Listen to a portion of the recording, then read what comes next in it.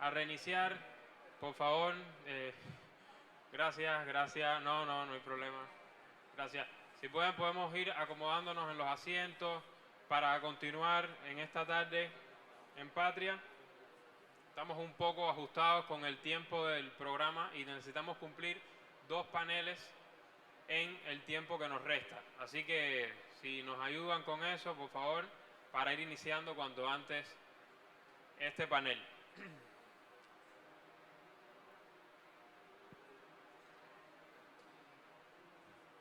Bueno, como decía,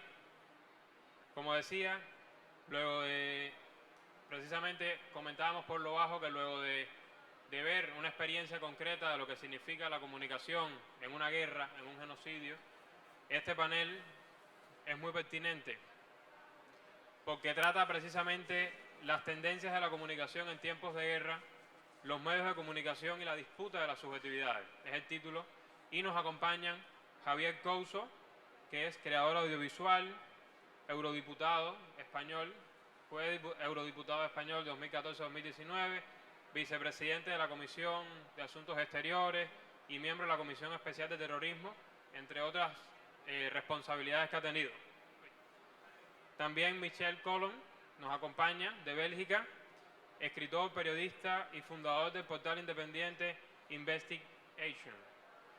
Y Omar Olivares, que es comunicador social, con experiencia de más de 15 años en prensa escrita, actualmente es coordinador del área de comunicaciones de la Red Latinoamericana por Justicia Económica y Social.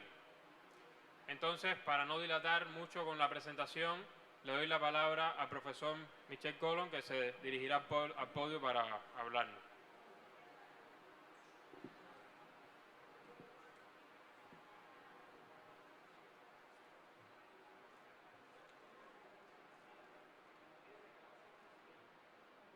Pienso que después estas intervenciones muy emocionantes, la consecuencia lógica es reflexionar frente a la industria de la mentira que acompaña cada guerra. ¿Qué podemos hacer? Creo que la consecuencia lógica es 4 preguntas. ¿Por qué las mentiras?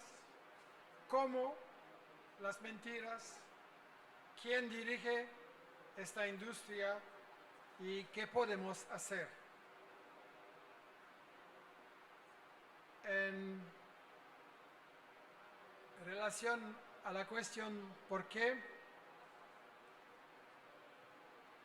La razón fundamental es que la diferencia entre ricos y pobres se aumenta masivamente. En los últimos años, 5 billones de seres humanos son más pobres que anteriormente. Eso es el efecto normal del sistema económico. Es decir, que el capitalismo perfecto consiste a reducir los salarios, a reducir el nivel de vida para tener más ganancias. Entonces, los dueños de la economía tienen un problema: ¿a quién vender? Naturalmente. Empobrecer a la gente, ¿a quién vender? Y eso es la primera razón de la crisis económica permanente. Y la segunda, como fue bien analizada por Einstein en 1949, es que el capitalismo se caracteriza por la anarquía, es decir, un sector tiene ganancias, todos los capitalistas van a investir en este sector, y esto es una desorganización que naturalmente no puede resistir a una planificación estratégica que demuestre la superioridad de la economía socialista en China, por ejemplo. Y ese sistema puede mantenerse únicamente con la violencia del colonialismo, la violencia del neocolonialismo, los dos que sobreviven con 3 saqueos de las materias, no pagan, el saqueo de la mano de obra, no pagan o no, muy barato posible, y también el saqueo el control de los mercados y de los puntos estratégicos. En consecuencia, la superpotencia de Estados Unidos conoce un declive de las ganancias y también piensa que la solución fue a deslocalizar la producción en países sin derechos obreros, en países de dictadura, con el chantaje, pero cuando tú deslocalizas, tú vas a organizar el declive de la industria en Estados Unidos, en Europa también, y un suicidio industrial.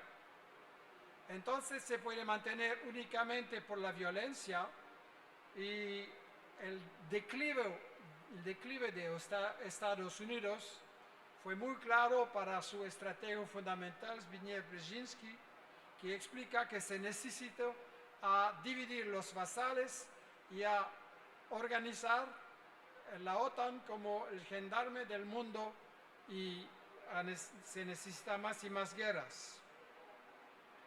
Ahora, eso sobre la cuestión, ¿por qué? La guerra no es la consecuencia del carácter de esto o esto presidente, de esta multinacional, es la continuación normal de la economía y de la competencia. La cuestión, ¿cómo se organiza la industria de la mentira? Yo pienso que está basada con lo que llamo los 5 principios de la propaganda de guerra. Es decir, que si Estados Unidos o Francia o este tipo de país, de potencia, decide a invadir a un país, se necesita a condicionar y manipular la opinión pública internacional y en su propio país con 5 reglas. En primer lugar, ocultar los intereses económicos de las multinacionales. Segundo, ocultar la historia, es decir, el impacto del colonialismo en esta región para dividir y empobrecer. Tercer lugar, satanizar, demonizar al enemigo con enemigos, con imágenes para fabricar el odio y el miedo. Y 4 principios de la propaganda de guerra: la inversión del agresor y de la víctima, presentarse como la víctima o como el defensor de la víctima. El 5 principio es monopolizar, es decir, impedir que haya un debate. Normalmente, si hay una guerra, hay 2 versiones o 3 versiones, y por buscar la verdad se necesita oír a todos, pero no se puede, únicamente los buenos se pueden oír. Disculpe para mis muchos errores en su idioma. Bien, en el caso de Ucrania, con investigación en Bruselas, hemos organizado una investigación sobre las imágenes de la manipulación sobre Ucrania. Es un libro en francés, en inglés, existe también en español, pero no está imprimido, y estamos buscando cómo difundirlo en América Latina. Es decir, que se muestra siempre las imágenes que han provocado la aprobación de la guerra de Estados Unidos. Cada vez imágenes que se puede analizar y explicar dónde está la manipulación. En el caso de Ucrania, ocultar los intereses es ocultar la predicción de Zbigniew Brzezinski, que Estados Unidos necesita controlar Eurasia, Europa, Asia, centro del futuro económico, para que Estados Unidos pueda mantenerse en la posición de dominancia del mundo. También, naturalmente, Ucrania interesaba a las multinacionales para sus riquezas, para el petróleo, el gas, pero fundamentalmente se trata de una guerra contra Europa, para impedir que haya un negocio y una cooperación económica normal, natural, entre vecinos, entre Alemania, Europa y Rusia. Y eso naturalmente no se puede decir en la en la propaganda occidental. Segundo aplicación, la historia de Ucrania está escondida. Las diversas conflictos y referéndum para la independencia o para no someterse al régimen nazi de Kiev, y también la expansión de la OTAN hay muchas imágenes, pero falta el tiempo ahora para mostrar las imágenes. Vamos a hacer una presentación muy breve, pero quiero señalar que mañana a las 12 tenemos en la Casa de las Américas una conferencia, el jueves a las 2, una conferencia con todos los ejemplos de Ucrania y de Gaza también. Satanizar, es decir, las imágenes de Bucha y todas otras intervenciones de manipulación, la inversión de agresor y de víctima, es decir, la versión occidental pretende que la guerra empezó en 2022 con la intervención rusa, cuando en realidad se ve con las imágenes que la guerra empezó en 2014 con el régimen de Kiev, Poroshenko y después Zelensky, que ha organizado bombardeos contra la población, muchos niños muertos, después los ataques de las milicias armadas y protegidas y financiadas por Estados Unidos. En el caso de Israel, estamos realizando el mismo tipo de libro sobre el 7 de octubre, porque en la presentación occidental, en la propaganda, se dice también que todo empezó el 7 de octubre. Se trata de un ataque terrorista del Hamas, y entonces es normal que existe un contraataque de Israel para suprimir, para defender su pueblo. Esto es la versión presentada, y la gran mayoría del pueblo en Francia, en Bélgica, etc., creo que realmente Israel defiende su población contra un ataque. También la información oficial oculta la historia que hemos presentado en un libro, Israel, los 100 peores citas de Israel, donde los fundadores, los dirigentes, los estrategos de Israel explican el programa de crímenes, de colonialismo, de expulsión, de apartheid. Todo está escrito desde desde el final del siglo XIX, y esta historia también está escondida en nuestras escuelas. La satanización oculta con imágenes donde se pretende que Hamas está matando a civiles. Nuestra investigación y otros grupos de investigación en el mundo muestra que en realidad la mitad de las víctimas son militares de un ejército de ocupación ilegal. Entonces, según el derecho internacional, la resistencia armada está legítima y es normal. Y también hay una parte de víctimas al lado israelí que son civiles. La definición es diversa, compleja, pero bien, civiles.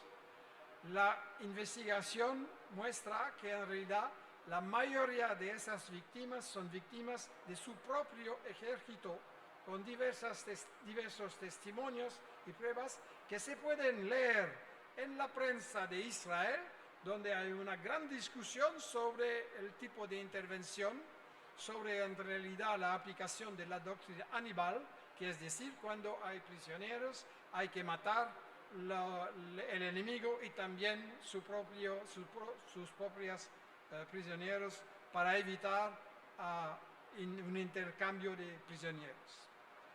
Disculpe para mi hesitación con el idioma.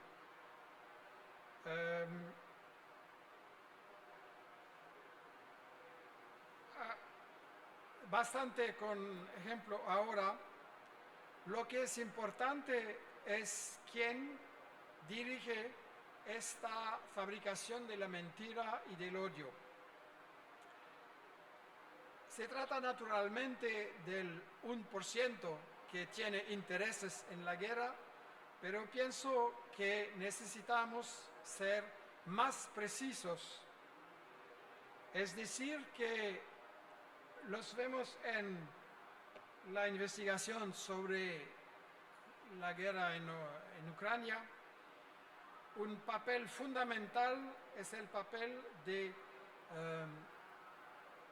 BlackRock y Vanguard, que son realmente ahora los dueños de la economía y del mundo, pero muy discretos. Realmente la gente no sabe dónde es el poder. BlackRock y Vanguardia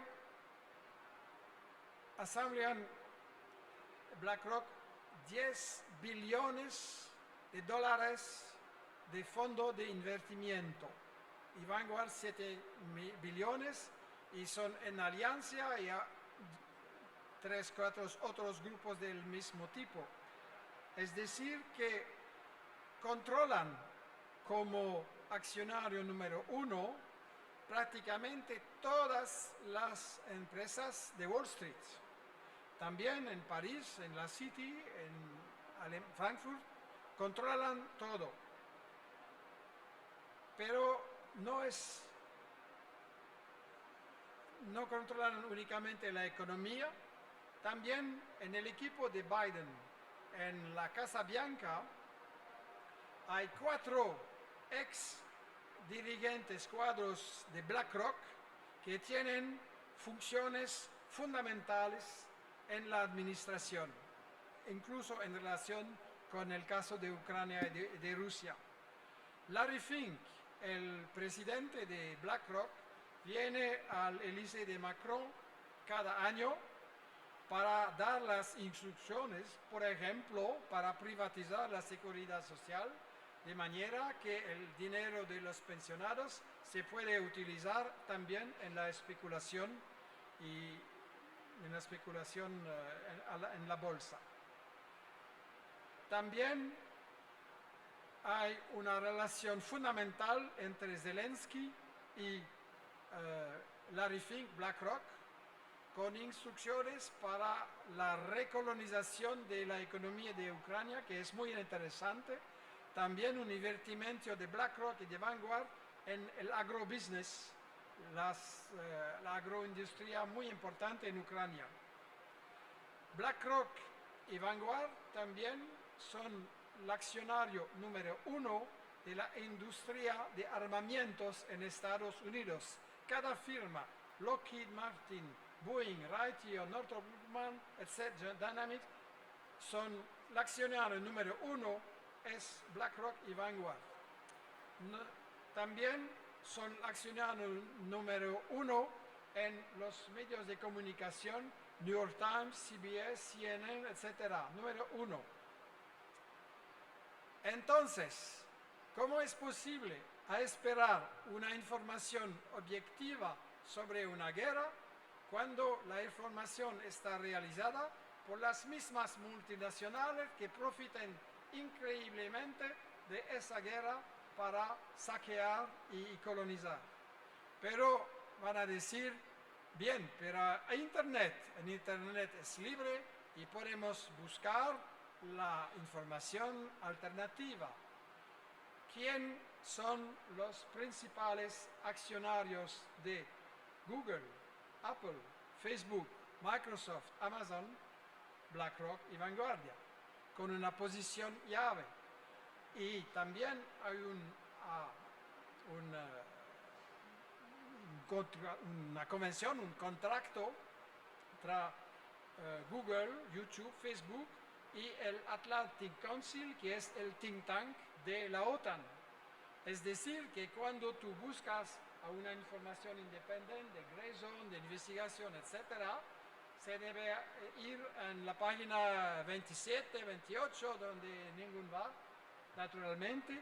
Es decir, que también hay una censura directa, vídeos suprimidos, o censura indirecta, ocultados de la información independiente. Es decir, que yo pienso que no se trata de una separación de los poderes, ahora tenemos una fusión casi, una integración de los diversos poderes económicos, políticos, mediáticos, ideológicos también, en las manos de BlackRock y Vanguardia, pienso que es muy importante. Pero mi último punto, si lo permite, me parece importante, ¿qué vamos a hacer frente a esta manipulación, a esta industria de la mentira?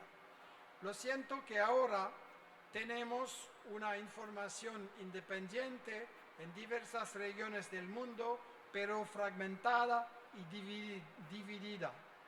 Y necesitamos coordinar mucho más. Hemos realizado eso con un pequeño equipo que se llama el colectivo Test Medios de Comunicación.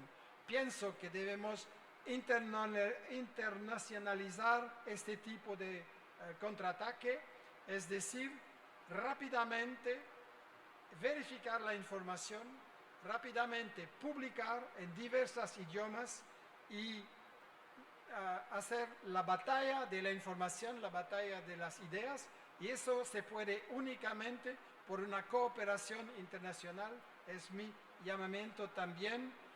Yo veo aquí en diversos países una gran preocupación sobre la cuestión de la información. No se trata de ser despedidos sobre el drama que la información está en las manos de las multinacionales. Eso es normal en nuestro sistema y la única pregunta es cómo vamos a ser más eficientes en nuestra información. Creo que necesitamos una reunión para coordinar prácticamente los diversos medios y grupos de contrainformación a nivel mundial. Creo que es realmente nuestra responsabilidad. Yo tengo una hija de 8 años y pienso que la mayoría de las personas aquí también, ¿en cuál mundo se van a vivir? ¿Un mundo de guerra permanente o un mundo de paz? Eso depende de nosotros, de la manera de hacer la batalla de la información. Ahora, inmediatamente, unidos venceremos. Gracias.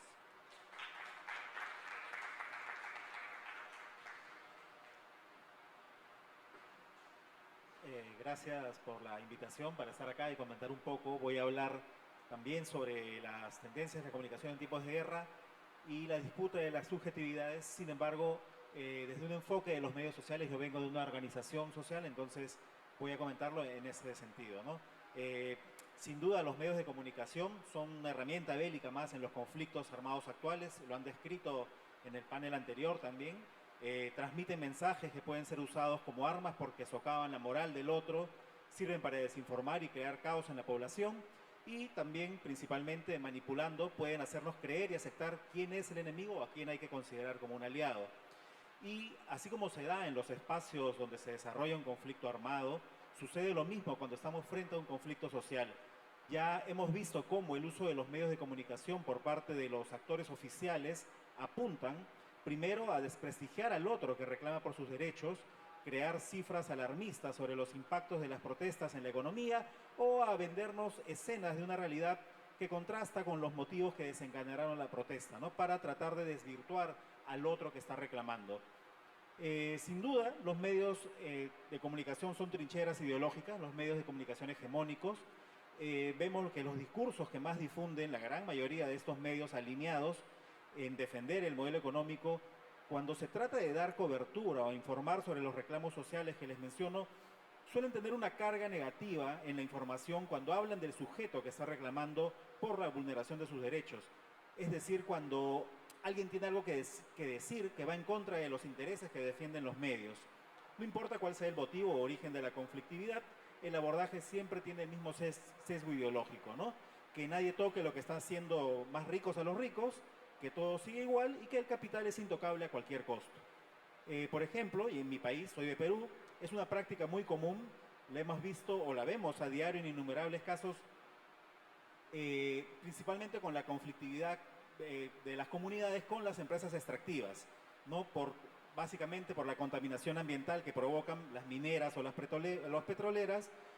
Muchas veces la población, para hacerse escuchar y que además el resto del país entero, que los medios les tomen atención, lo que hacen es bloquear las vías de acceso, bloquear las carreteras, y sin embargo lo que los medios informan no es el motivo que los ha llevado a eso, no es la contaminación de sus ríos, de sus territorios, sino lo que dan cuenta es de un grupo de pobladores bloqueando las carreteras. Nada más, esa es la forma del sesgo que tienen en la información. Queda entonces fuera del imaginario de quien recibe la noticia, del auditorio, de los medios, la verdadera naturaleza y motivo que ha originado el reclamo inicial, ¿no? Y esta situación es más grave, pues, por ejemplo, este tipo de enfoques es usado, en el caso hablo del país de Perú, por los medios oficiales. No existe la agencia andina, que es la agencia de comunicación oficial del Estado, y da cuenta de los conflictos sociales de esta manera. Pobladores de una zona rural bloquean carretera, toman pistas, toman vehículos, pero no reportan el motivo que los ha llevado a tomar eso. No señalan que se ha contaminado un río, se han contaminado diversos espacios o ha habido derrames, ha habido contaminación por parte de las extractivas. Lo invisibilizan y entonces el discurso queda simplemente como un grupo de personas revoltosas, disminuido, reducido completamente ante el resto de la opinión pública que no lo puede ver in situ, no puede conocer la realidad. Entonces, de esta manera los medios de comunicación hegemónicos, insisto, construyen una realidad alterna para la mayoría del público que los sigue consumiendo, ¿no? Igual de controvertida es la forma en que muchos medios peruanos han informado sobre la batalla de una mujer contra una gran minera. Este es el caso Máxima Acuña, es una campesina de la zona de Cajamarca, la región de Cajamarca, en la zona nororiental del Perú, a quien la minera Yanacocha, propiedad de la empresa Newmont, ha intentado desalojar en varias ocasiones de sus territorios, de sus tierras, para expandir sus operaciones en la zona denominada Conga. ¿Y qué es lo que informaron los medios? Los cuestionamientos iniciales estaban llenos de notas en los que se menospreciaba los derechos de Máxima y de sus familiares a seguir usando sus tierras de uso ancestral, que han pertenecido a sus familias por generaciones, y la calificaban simplemente como que ella estaba pidiendo más dinero a cambio de sus terrenos, cuando ella en todas las ocasiones ha afirmado que ella no quiere vender nada, quiere que la dejen seguir operando, que la minera no contamine el agua que riega sus cultivos y que alimenta a sus ganados. Sin embargo, los medios en Perú han hecho eco del discurso que empezó a construir la minera, de que ella lo que estaba pidiendo era más dinero a cambio. Este caso en particular, como les digo, del caso peruano, el peso de las noticias que empezaron a llegar sobre este caso en particular, básicamente de la prensa extranjera que opera en Perú, fueron ganando lugar al coro de las noticias nacionales. Entonces, muchos medios alternativos, Telesur, RT en su momento, y otros medios de espacios no hegemónicos o de medios no hegemónicos empezaron a dar cuenta de lo que realmente era lo que pedía Máxima Acuña y su familia, que la dejen vivir en su espacio. No quería que la desalojen, no quería dinero a cambio, fue premiada también como una defensora medioambiental a nivel global y se fue posicionando poco a poco. Una lucha ahí, una contraposición de narrativas, sin embargo prevaleció la idea o prevaleció la verdad, que Máxima lo que quería era simplemente que la dejen vivir en su tierra, que no alteren su medio ambiente, que no alteren el sitio donde ha vivido por generaciones toda su familia. Me detengo en este caso en particular porque contiene todos los elementos, considero, para ponerlo como una forma para explicar el rol que están jugando los medios de comunicación en la disputa de las subjetividades. Hay que tener claro que esta es una batalla desigual en la mayoría de los casos, donde los actores sociales, pobladores, dirigentes sindicales o la población de las comunidades de zonas alejadas deben luchar contra el poder que tienen los voceros de las compañías, principalmente extractivas en el caso del Perú. Y hablamos de combatir contra corporaciones mineras que tienen a su cargo o tienen en su planilla voceros periodísticos, académicos y muchas veces también, lo cual es aún más triste, representantes de los gobiernos nacionales y regionales que lo que hacen es defender la inversión privada a cualquier costo. No importa si esto implica daños irreparables en el medio ambiente, en zonas de reservas naturales, no hay mayor preocupación con tal que el capital siga avanzando, ¿no? O siga lucrando con nuestros recursos. ¿De qué manera se está haciendo entonces, me pregunto, la construcción del otro, ¿no? ¿Es el otro un enemigo al que debemos desaparecer? ¿Cómo los medios de comunicación están influyendo en esto? ¿Qué dicen los medios de comunicación sobre lo que el otro representa para su auditorio? Sin duda, la mayoría de los medios de comunicación son los que transmiten sin cesar el orden que deben seguir las cosas, los medios hegemónicos, a quienes debemos creer y de quienes debemos desconfiar, y refuerzan esta idea mostrándonos o informándonos sobre aquellos que no encajan en el orden preestablecido por el discurso de los medios, mostrando a personas que reclaman el respeto de sus derechos como los que no encajan en nuestra sociedad. Y lo vemos no solo a nivel local, ¿no? La imposición de un discurso a través de los medios de comunicación se da en todo ámbito, en el ámbito regional, como cuando se narra, por ejemplo, sobre el éxodo de la ciudadanía venezolana, pero no se informa ni comenta sobre el bloqueo que padece este país como una de las causas que está provocando esta migración de una parte de la población, que dicho sea de paso, se da en todos los países. El Perú, creo que en la cifra del 2022, 500.000 de peruanos salieron y no han vuelto, pero eso no se comenta, ¿no? Se invisibiliza y se trata de construir una realidad para culpar a un gobierno en particular. Ya sabemos la batalla que hay en este caso, ¿no? No quiero dejar de mencionar que todo esto es parte del juego que hace la prensa alineada en Occidente, que tiene que ver también con la disputa hegemónica que se está jugando ahora, con las noticias que se producen para informar sobre la guerra entre Rusia y Ucrania. Y me pregunto también, ¿cómo va a informar la prensa hegemónica que Occidente ha perdido la guerra? Porque eso es lo que va a pasar si esto no escala a un nivel nuclear. ¿Qué van a informar los centros de noticias alineados desde Washington, Berlín, Londres y París? ¿Cómo van a contar esto? ¿Cómo van a informar los medios que siguen ese patrón? ¿Qué van a decir, por ejemplo, diarios como Clarín y La Nación en Argentina, El Mercurio de Chile, El Comercio de Ecuador? ¿Qué versión de esta guerra, de esta realidad va a contar la prensa concentrada en Perú? En Perú hay la prensa está concentrada, tiene una sola propiedad que aglutina aproximadamente el 75% de los medios, pertenecen a una única empresa. Bueno, para avanzar, me pregunto también en este caso, ¿qué tiene o qué papel están jugando las redes sociales? ¿No? Creo que merecen hacerle un alto y analizarlas a toda costa, la dinámica que generan con sus millones de interacciones cada día, y porque las redes sociales le dan a cualquier persona que posea un smartphone y conexión a internet la posibilidad de crear un contenido, ya sea una foto, un texto, un video, y que en cuestión de segundos pueda haber sido visto por al menos 100 millones de personas, y seguro que muchos más, y que van a tomar lo que han visto, leído o escuchado como una verdad, como una descripción de la realidad que se acerca o se adecúa a sus propios intereses personales, y esto no pasa casi por ningún filtro. Se puede diseminar una noticia falsa, un hecho ficticio, con todo el impacto negativo, destructivo que esto puede ocasionar en apenas unos minutos, y para eso les comento dos ejemplos que los tenía en mente. Y, por ejemplo, en el portal de la BBC encontré que hacía eco de este tipo de casos, ¿no? Por ejemplo, en la zona de Aclatán, en Puebla, en México, un numeroso grupo de vecinos se detuvo frente a una comisaría para atender o ver el caso había 2 personas detenidas y estaban protestando que los entreguen a este grupo de población para hacer una especie de justicia popular. ¿Pero por qué? Porque esa mañana en esa localidad había circulado en diversos grupos de WhatsApp una información de que había 2 desconocidos que estaban secuestrando niños para robarles los órganos. Y la población, obviamente llevada por estos tipos de mensajes, quiso tomar la justicia en sus manos, sin embargo, esto no sucedió. Igual ocurrió en el Perú, ocurrió en 2 ocasiones que yo recuerde, que ha pasado exactamente lo mismo. Han detenido a personas por diversos delitos, sin embargo, estos bulos que circulan por WhatsApp, por grupos de WhatsApp principalmente, entre padres de familia o grupos de padres que se aglutinan entre las escuelas de colegio, grupos de padres de familia de las escuelas, les dicen, ¿no? Cuidado con los hijos, hay unos señores que están secuestrando niños para robarle los órganos y la toman contra lo primero que ven, ¿no? Lo que me llama la atención, cómo está circulando este discurso de las redes sociales, cómo está impactando en la población, que toma esos mensajes, como les digo, como una falsa realidad, en realidad, pero la asumen como tal, la asumen a sus intereses, ¿no? Y creo también un gran uso que han recibido, y seguro van a seguir recibiendo las redes sociales, son en las campañas políticas. No voy a detallar, porque ya lo han expuesto todo lo que ha pasado en el caso de Facebook, Donald Trump, y la contienda que ha habido, del verdadero poder que tienen las redes sociales, los mensajes que circulan a través de las redes sociales, que tienen la capacidad de alterar la percepción de la realidad de sus usuarios, pueden persuadir y desinformar a millones de hombres y mujeres en cuestión de minutos, y algo que los medios ya no es tan accesible, ¿no? Las redes sociales son accesibles a cualquier persona, incluso la publicidad es accesible a cualquier persona, ya no es solamente como en los medios de comunicación para las élites que pueden pagarla, ¿no?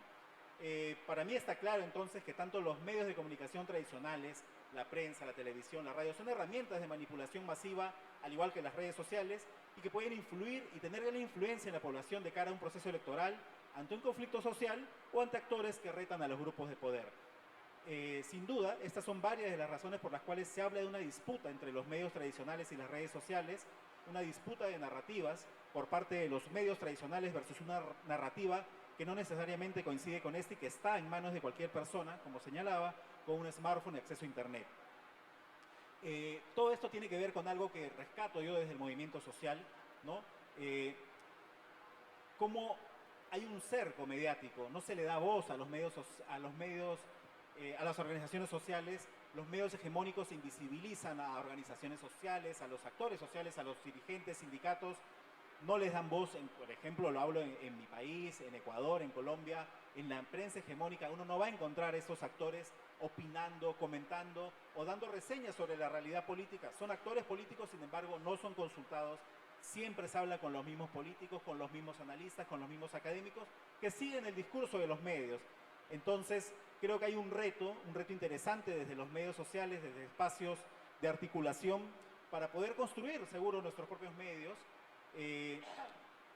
Esto lo vemos como algo más articulado en los últimos años, donde las voces que hablan fuera del canon de los temas como política y economía, como decía, son invisibilizadas por los medios, ¿no? Esto nos llama a buscar una forma de enfrentar ese cerco, y creo que una de las principales herramientas para hacer la batalla primero han sido las redes sociales, pues se convirtieron también en un buen medio para la comunicación entre los movimientos y todo aquel que comparta sus idearios, reclamos y análisis. Esta situación, ampliamente conocida, nos lleva a pensar, como ha señalado anteriormente la compañera Sally Burch de ALAI de Ecuador, que se debe luchar en el terreno del derecho humano y desde esa trinchera dar batalla por el derecho a la comunicación como una bandera de libertad y de apoyo a la democratización de las comunicaciones. Entonces, esto es un gran reto, hay un gran reto para alcanzar ello. Hay la necesidad de la construcción de una agenda común para abordar la problemática actual de los medios de comunicación, así como la necesidad de un marco regulatorio para las empresas dueñas de las redes sociales, en línea, por ejemplo, con la realidad y legislación de la región, como lo ha establecido, por ejemplo, la Unión Europea. Se tiene que dar pie, sin duda, en la batalla cultural, abordando la pregunta, pues me pregunto yo, de cómo nos estamos informando, ¿no? ¿Qué contenidos vamos a generar nosotros para hacer frente a los medios de comunicación hegemónicos, concentrados? Y hay que considerar que esta batalla no solo está limitada a la política y la economía, hay que también ofrecer alternativas de arte, cultura y entretenimiento, y por eso considero también que es necesario que desde los movimientos sociales y organizaciones se construyan los medios, como varios de los que se han presentado acá. Muchas gracias.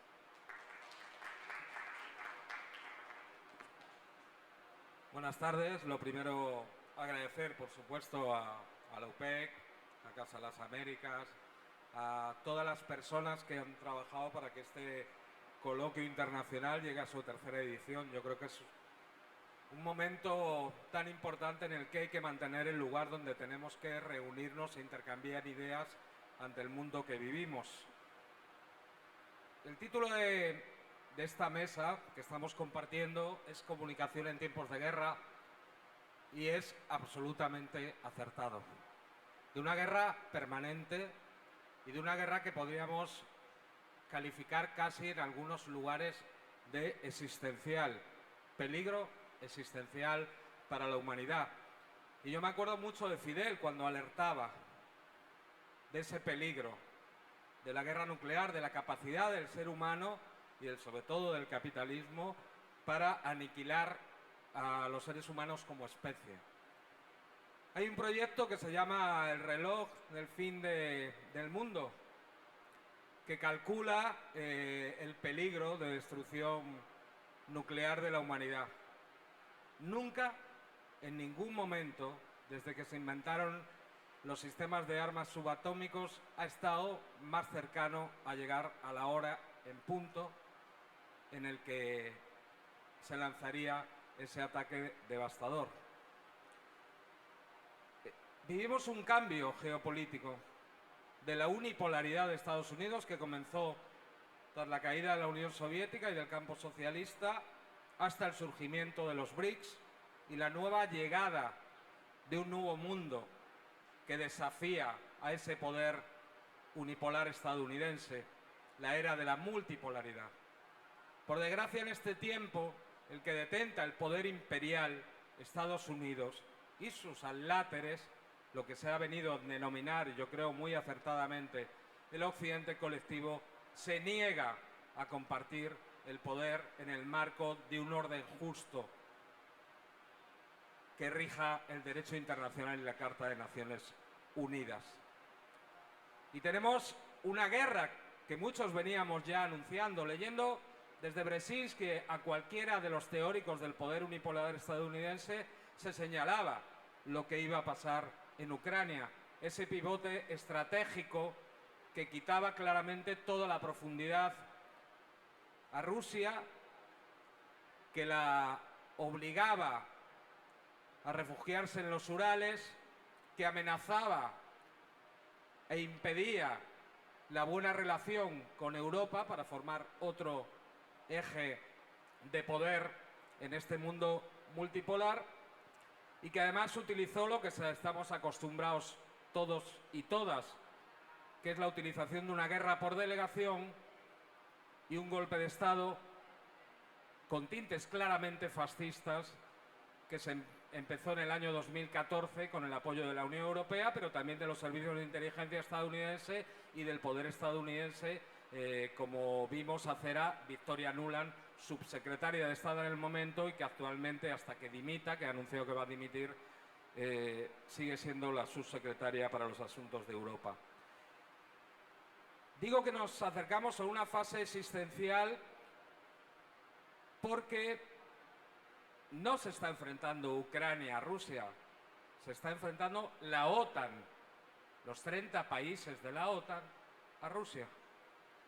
Quien pone la mano de obra, claro que son los ucranianos y las ucranianas. Pobre gente. Más de 500.000 muertos ya en esa guerra, lo que quiere decir que por las reglas de 3 que definen las bajas militares, tiene que haber cerca de 700.000 heridos. Varias generaciones de ucranianos al servicio del poder y la unipolaridad estadounidense. Y la guerra de Gaza también nos implica un peligro existencial. No estamos en él gracias a la paciencia estratégica, en primer lugar, del líder de la Federación Rusa, de Vladimir Putin, porque en su doctrina nuclear, la doctrina nuclear de la Federación Rusa, ameritaría la utilización de armas nucleares tácticas, ya con algunos de los supuestos de las líneas rojas que se han saltado los países de la OTAN. Y esa paciencia está manteniendo a la humanidad en vida. Exactamente igual que la paciencia estratégica del eje de la resistencia. En primer lugar, los palestinos, que siguen combatiendo a día de hoy. No ha habido una victoria militar de Israel a pesar de todo el poder genocida que está sometiendo a la población palestina.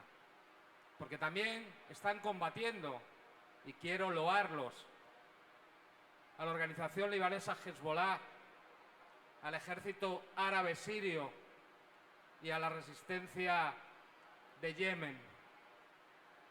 La paciencia estratégica de Irán, que es uno de los países más avanzados, si no el que más, en sistemas de armas, de misiles balísticos convencionales, si respondiera a las provocaciones de Israel, ameritaría también una respuesta nuclear por parte de la entidad sionista. Lo que nos toca a nosotros reflexionar es cómo los aparatos de propaganda se nutren también de los medios de comunicación. Porque esto que estamos asistiendo son guerras no convencionales, guerras híbridas que emplean también la información y la desinformación como un arma. Y utilizan el palo y la zanahoria. La zanahoria en Occidente y el palo en el sur global. No hemos recordado, y yo creo que hay que recordarlo y tiene que salir en la declaración final, más de 180 periodistas palestinos asesinados a día de hoy. No hay ninguna guerra conocida desde que el primer corresponsal de guerra en 1854, en la guerra de Ucrania, habían muertos o sido asesinados tantos periodistas. Israel, el Estado sionista, es liberticida, impide la libertad de información. No hay ningún periodista occidental que pueda pasar a informar en el territorio gazatí. Y como los únicos que nos informan son esos periodistas palestinos, son asesinados. Pero además con una crueldad rayana en lo que hacían los nazis en la Segunda Guerra Mundial. Son asesinados junto a sus familias. Están documentados ya decenas de casos donde esperan que ese periodista o esa periodista llegue a su casa y es asesinado junto a 20 de sus familiares. Porque si no, no sé si sabéis, a mí me lo han contado mis amigos y amigas de allí, que intentan estar juntos para morir juntos. Pero aún así a periodistas les ha pasado llegar y que ya no les quede nadie de su familia. Familias enteras, abuelos, abuelas, padres, hijos, nietos, han sido exterminados por este poder genocida. Y eso hay que denunciarlo absolutamente. La ruptura moral de Occidente es tremenda. Solo hay que ver cómo han informado de la operación militar especial cuando acusaban a la Federación Rusa de todos los crímenes de guerra posibles. Pero las imágenes no lo soportaban. Ni siquiera una investigación mínimamente independiente y deontológica. Ni la masacre de Bucha que realizaron los batallones neonazis, ni el ataque al teatro de Mariupol. Nada de eso es cierto. Utilizan las mismas tácticas que se utilizaron contra el levantamiento del gueto de Gaza, esa operación heroica de armas combinadas de la resistencia unificada palestina. Ni hubo niños y niñas violados, ni hubo masacres de civiles. Eso es absolutamente mentira. Y no han podido demostrarlo en ningún momento. Lo malo es que, para vergüenza de la profesión del lugar donde vivo yo, la mayoría de los periodistas del mundo occidental colaboran con esas mentiras, tanto sea en Ucrania como sea en Palestina o en cualquier pueblo o nación que desafíe la unipolaridad estadounidense. Los principios de Goebbels, los 11 principios de Goebbels, que os recomiendo que leáis, están en internet en cualquier lugar, y lo pongáis como un calco encima de las informaciones, o yo llamaría desinformaciones, de los medios occidentales. Se cumplen todos. El principio de simplificación, el del método de contagio, el de la transposición, vulgarización, orquestación, exageración, renovación, verisimilitud, silenciación, transfusión y unanimidad. Al dedillo los están cumpliendo. Y la unanimidad en los países del occidente colectivo, de España, por ejemplo, es tremenda. No se permite ni una sola voz que cuestione el atlantismo, la colaboración con la OTAN con la OTAN o el apoyo que nuestros gobiernos, incluso el que está ahora en España, tiene con esa masacre. Nosotros estamos mandando armas ofensivas al frente, desde carros de combate Leopard, sistemas de arma de lanzagranadas C-90 Instalaza. Y todos los periodistas, por desgracia, colaboran. Yo me acuerdo de los primeros momentos de la guerra, generales, coroneles, que invitaban a los medios de comunicación y que desafiaban la verdad oficial. No quiere decir que fueran socialistas ni comunistas, ¿no? Daban su opinión profesional, inmediatamente apartados. Cuando tú ves un programa de televisión en España y hablan de Ucrania, es unánime la opinión. Y yo me acuerdo de mi hermano asesinado en Irak junto a 400 periodistas, porque en todo el tiempo de la invasión de Irak y la posterior ocupación se asesinaron a 400 periodistas. En aquel momento, 2003, hace 21 años, sí teníamos periodistas del otro lado. Mi hermano estaba acreditado ante el gobierno iraquí. Algún atisbo de la otra parte nos llegaba. Ya no existe eso. En España, para dar ejemplo a toda la Unión Europea, el único periodista que informaba del otro lado, que se llama Pablo González, está ahora mismo, lleva 2 años detenido en una prisión polaca, 23 horas al día en la celda, 1 hora para recorrer un patio vallado, sin poder ver a su familia, solo por haber informado desde el otro lado. Y la profesión periodística española y por supuesto ese gobierno, ni sus diputados, ni sus ministros, ni sus eurodiputados han hecho nada, ni siquiera ir allí. Polonia, miembro de la Unión Europea, está incumpliendo todas las leyes internas de la Unión Europea que debería de dar la posibilidad de un juicio justo. Está detenido sin una acusación formal. Su mujer solo lo ha podido una vez, rodeada de los servicios secretos polacos. Sus hijos hace 2 años que no pueden oír ni siquiera su voz y no se acuerdan ya de su padre. Eso en la democrática Europa. Para ir terminando, porque sé que no nos queda tiempo, hay que repensar y apoyar todos los esfuerzos comunicativos que pongan freno o por lo menos den un contrapunto a toda esta articulación, porque los instrumentos son increíbles. Por contaros algunos, los instrumentos de inteligencia y propaganda de la OTAN, ¿no?, que elaboraron en colaboración con los sectores políticos y periodísticos de Occidente toda la campaña para apoyar el golpe de Estado fascista en Ucrania y la rusofobia. Se llegó incluso a prohibir los gatos rusos en los concursos de gatos, o a prohibir las obras de Tchaikovsky, o a cerrar el Museo Cultural Ruso de Málaga. Es que no es ninguna tontería. Y lo prepararon ellos. Lo preparó el NATO Review, la Biblioteca Multimedia, los 24 centros de excelencia de la OTAN, dependiendo del Centro de Comunicaciones Estratégicas de la OTAN. Lo impidió o lo preparó el Centro Europeo de Excelencias para la Contención de las Amenazas Híbridas o la East Stratcom Task Force, que se dedicaron durante años a suministrar información contraria a Rusia para lograr que las poblaciones europeas apoyaran no solo un golpe de Estado nazi que reivindica en su estructura política a Bandera y otros colaboracionistas nazis, sino que está desarrollando una guerra contra su propia población, de cultura rusa, de cultura rumana o de cultura húngara. Ucrania y su gobierno actual no es democrática. No, sus héroes nacionales son los de las SS que colaboraban en la División Galicia, y hay que contarlo abiertamente.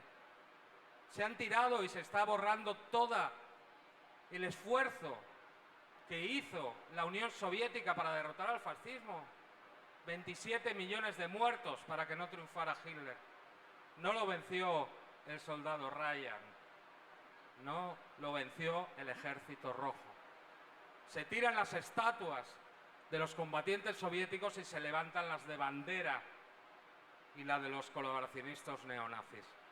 Y para terminar, una alerta, porque ya no solo estamos en una esfera de la comunicación, estamos en una esfera, nueva esfera, que el Comando Aliado de Transformación de la OTAN definió como una nueva esfera de la guerra, que se desarrollará en la mente humana. Es decir, sumada a los 5 dominios de la guerra, que eran aire, mar, tierra, el espacio y el ciberespacio, se ha patrocinado la investigación sobre la intervención en nuestra mente. Es lo que se ha llamado la guerra cognitiva. ¿Para qué? Para alterar la comprensión y la reacción de forma gradual y sutil ante ciertos acontecimientos. Se utiliza la guerra informática y las neuroarmas, que aprovechan los avances en nanotecnología, en biotecnología, en informática y ciencias cognitivas. No estoy hablando de la propaganda, ni de operaciones psicológicas, de lo que dije antes, de la guerra híbrida. Estamos hablando de algo más profundo que combina herramientas multidominio, no solo para cambiar lo que las personas piensan, sino también cómo actúan. Es decir, como nos alertó Fidel, incluso impedirnos la capacidad de elaborar opiniones e ideas frente a los asuntos del día. Ya se encargan, por un lado, esos malos periodistas de no contextualizar, no responder a las 5 preguntas que regían la deontología profesional, sino que encima, por medio de estos avances, entre ellos la inteligencia artificial, se impide a las poblaciones la capacidad de pensar, o se le lleva individualizadamente lo que las sensaciones frente a las ideas y a las tomas de conciencia. Para terminar, porque sé que no tenemos tiempo, lanzar esa alerta a profundizar sobre esa guerra cognitiva, esa alerta a defender la vida de nuestros compañeros y compañeras que están ahora mismo en Gaza, la población civil, pero también sus ojos, sus oídos y sus voces, que son los periodistas.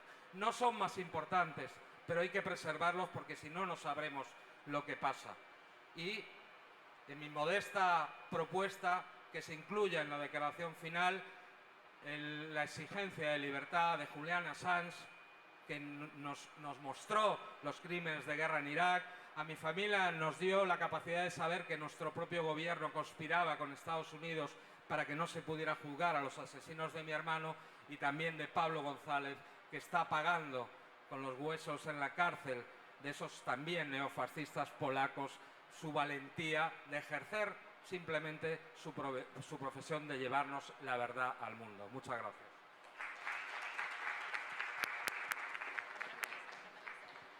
Bueno, muchísimas gracias al panel. Yo creo que, haciendo un comentario final, yo creo que nunca antes había estado expuesta, sobre todo con el conflicto en Gaza y la guerra en Ucrania, los límites del paradigma de la libertad de expresión burguesa. O sea, desde su imposición durante el siglo XX, incluso en esta época de tanto desarrollo tecnológico, que precisamente lo que prometía era una sobreexposición informativa, se siguen viendo las fisuras del liberalismo y de sus principios fundamentales con este escenario que ustedes han descrito extraordinariamente, y por ello creo que les agradecemos muchísimo y bueno, de esta forma vamos a cerrar hoy nuestras sesiones en Patria.